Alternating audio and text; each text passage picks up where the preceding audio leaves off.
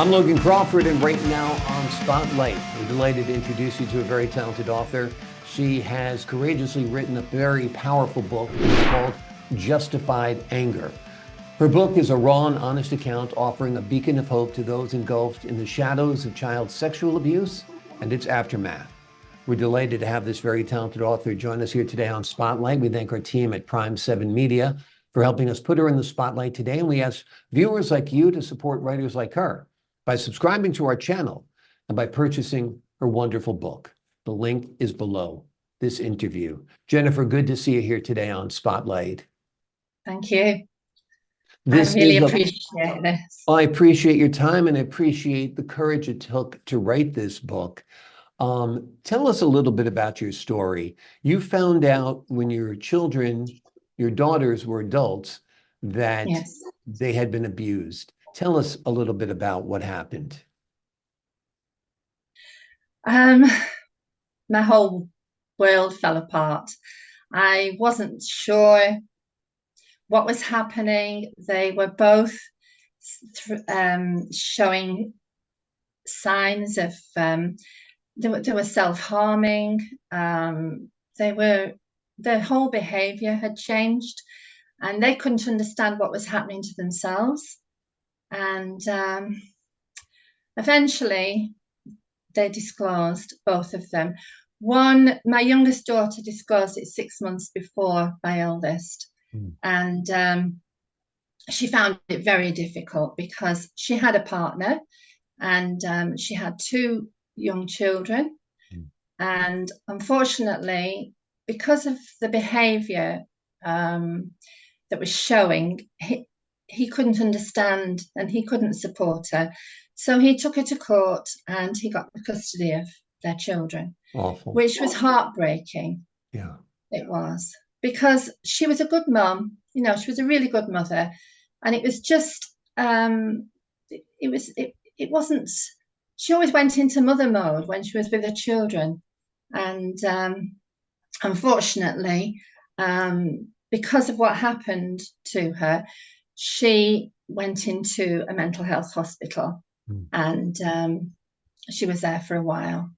Yeah. And then 6 months later, my other daughter came out of the blue. I'd already asked her, but you know, she'd already said, no, it's not happened to me, because she wasn't ready. She wasn't ready to speak about it. She wasn't, I don't think she realized what had happened. They go into denial. And it's so frightening, because when they're children, they can bury the emotion and the pain. And it's only when it comes out in an adult, and the adult doesn't realize what's happening to them until they're actually ready to. I think it's all about the subconscious. Yeah. You know, until the subconscious actually pushes it out, you know, and the conscious mind allows it to come out. It's all behavioral, and it's all, it comes out physical. It comes out, you know, triggers can like taste and smell, and all kinds of triggers can bring, you know, bring memories back. Yeah. And it's a shame, because it broke the family up. You know, you think that you're going to get the full support, and it doesn't happen. It's very difficult. I'm hoping, from speaking, I'm hoping that families will understand, you know, what's happening to their adult children, because they can go into drugs. I mean, mine fortunately didn't turn to drugs, because they did have support. I managed to be able to get support for them. And they got specialist support. I managed to find a solicitor who was really, really good, and he knew a lot about post-traumatic stress disorder. And he put me in touch with this specialist who had specialized in child sexual abuse. And also I was explaining to him what was happening to my youngest daughter.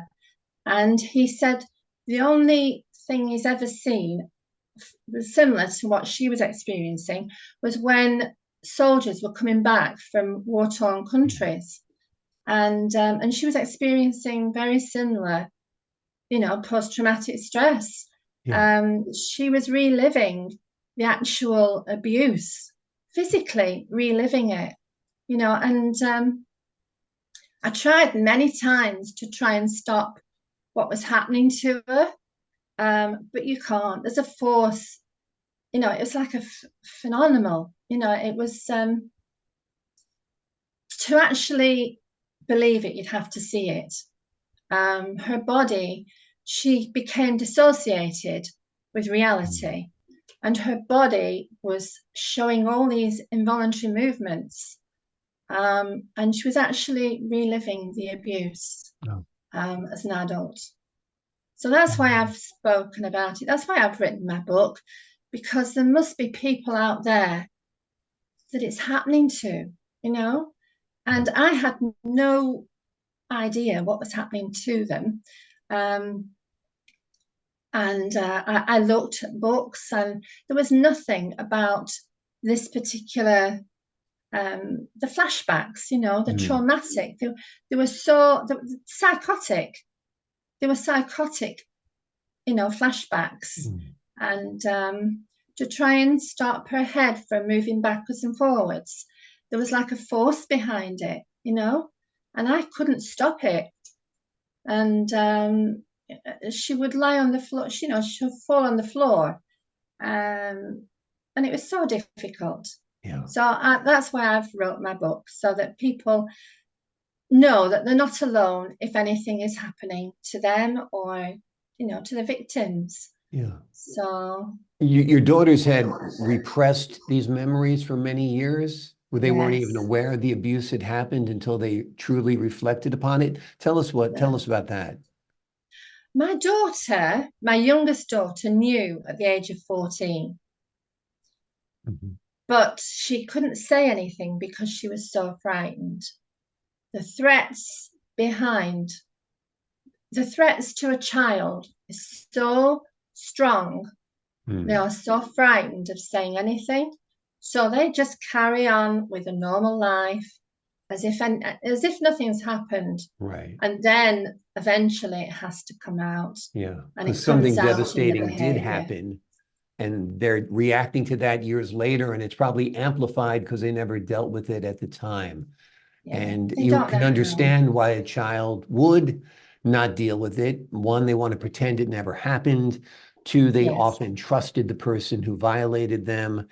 And they fear that people won't support them or won't believe them. And like you said, they've been threatened and intimidated in many cases not to speak out.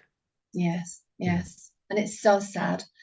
And you want you want family and you want friends to support you and to support, to support them, to support the victims. And they're frightened. They're frightened. They don't know what's happening. They don't understand it. So you're more or less on your own, really, until they've actually, and it's known as personality disorder because they change their personality. They're not the people that they should be.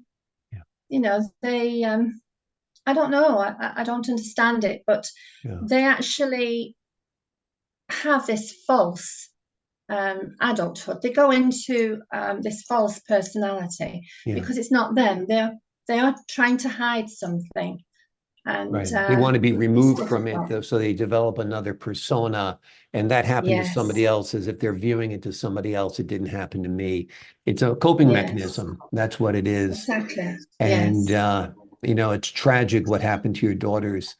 Tell me why you named the book Justified Anger. I used to take my mum to church, and we get up on a Sunday morning at 8 o'clock.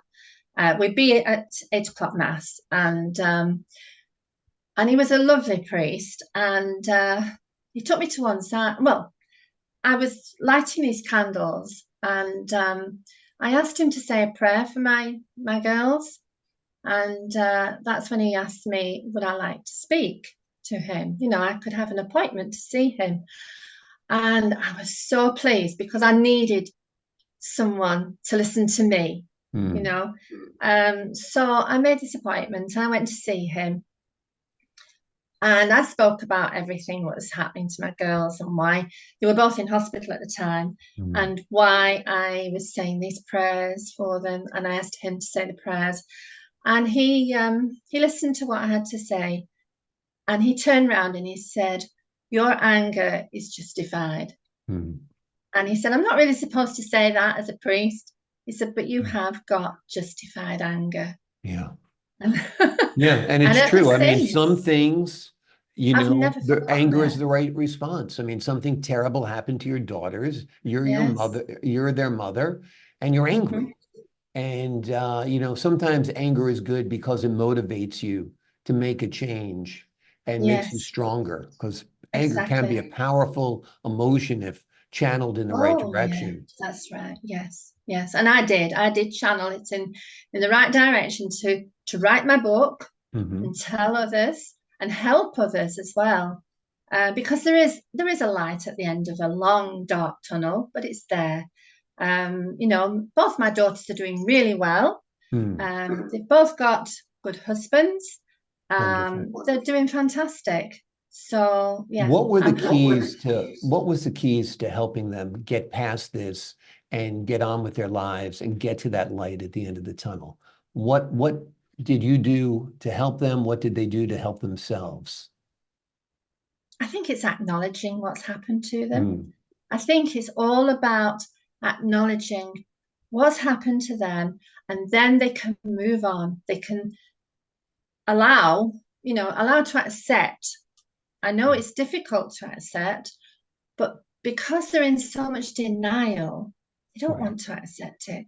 But right. when they do, they can move on from that, Yeah, and they can realize that they're stronger. They can be strong, and they can do it. yeah, And with the support and exactly. people listening to them, people that they can trust to speak to them, and to be listened to. That's what it's all about. Yeah. And Prior yeah. to that, they're harboring a dark secret that they feel shame about, that they feel guilt Oh, about, that in part they might even blame themselves. So yes, once yes, they expose that secret to you and to others and they talk about it, they realize that they're victims and what happened is not their fault. yes, And, once they get out of that, you know, hiding and get into the open, I think that's yeah. when they can get into that light that you described as well. And It's they've got a, difficult, oh, but they yeah, of can do it. course. Yeah. It's difficult, It's not but they can do easy. it. They've been through a lot. We all go through Yes, a lot in this life. Some go through a exactly. whole lot worse than others, though, right? Oh, yeah. Yeah. Yes, definitely. And going through it Yeah. at a young age isn't easy. And those are the No. most impactful years of our lives from 0 to 18. Those Yes, are the most significant 2 decades of your life. What happens there yes, really colors the rest of your life. that's 20 to right. It 40, does. 40 to 60, and so on doesn't Yeah. nearly have the same impact, you know? No. So Mm. they're sponges at that age, they absorb so much, Yeah, they're learning so they are. much. Yeah. Yes. But they're blessed to And have a good mother like you who showed a great example of being strong. And thank I'm you. sure that helped them as well. The name of the book is Justified Anger, and it Yes. was revised in 2021. It's a powerful Yes. book. It is Jennifer Colne's true story about her two daughters that she learned when they were adults that they had been molested as children and Yes. their struggles mentally, physically to get over it. You'll get great insight from this book, whatever your challenge is. Maybe you're dealing with an issue of molestation or abuse. Um, but Jennifer's story is a powerful one, and she will show you how to get to the light at the end of that tunnel. Jennifer, thank you so much for joining us here today on Spotlight. Thank you. Thank you so much. My pleasure. I appreciate your honesty, your candor, and your time. And to the folks at home, I'm Logan Crawford, thanking you for your time this time. Until next time on Spotlight.